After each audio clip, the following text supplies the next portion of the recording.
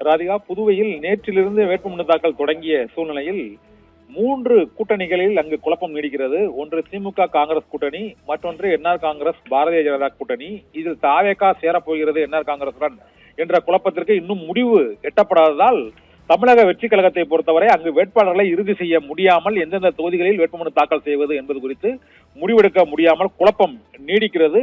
இங்கு என்ஆர் காங்கிரஸ் கட்சியோடு பாரதிய ஜனதா கட்சி கூட்டணி தொடருமா அல்லது தொடராதா என்பது குறித்து முடிவு செய்வதற்காக இன்று பிரதிநிதிகள், பாரதிய ஜனதா கட்சியின் பிரதிநிதிகள் டெல்லி சென்றிருக்கிறார்கள். என்ஆர் காங்கிரஸை பொறுத்தவரை அந்த கட்சியில் உள்ள எல்ஜேகே என்ற கட்சியை, புதிதாக சேர்ந்த கட்சியை நீக்க வேண்டும், அப்போதுதான் கூட்டணியில் தொடர முடியும் என்று என்ஆர் ரங்கசாமி திட்டவட்டமாக தெரிவித்துள்ளதாக கூறப்படுகிறது. இல்லை என்றால் தமிழக வெற்றி கழகத்தோடு தாங்கள் கூட்டணி வைக்கப் போவதாகவும் அவர் அறிவித்து விட்டார். அதனால் முதல் சாய்ஸ் அங்கு பாரதிய ஜனதா கட்சி, இரண்டாவது சாய்ஸ் தாவேகா என்று குறிப்பிட்டிருப்பதால் இப்போது என்ஆர் காங்கிரஸ் கூட்டணியில் இணைவதா வேண்டாமா என்ற குழப்பத்தில் தாவேகா இருப்பதாக கூறப்படுகிறது. அதனால் அங்கு வேட்பாளர்களையும் இறுதி செய்ய முடியாமல் தமிழக வெற்றி கழகம் குழப்பத்தில் ஆழ்ந்திருக்கிறது. தமிழகத்தில் தனித்து போட்டி என்று முடிவெடுத்து விட்டாலும் புதுவையில் அங்கு கூட்டணி வாய்ப்புள்ள என்ஆர் காங்கிரசுடன் கூட்டணி வைக்கலாமா, பாரதிய ஜனதா கட்சி வெளியேறினால் அங்கு கூட்டணி வைக்கலாமா என்ற யோசனையில் தமிழக வெற்றி கழகம் வேட்பாளர்களை இறுதி செய்வதில் தாமதித்து வருவதாகவும் கூறப்படுகிறது. இன்று அல்லது நாளைக்குள்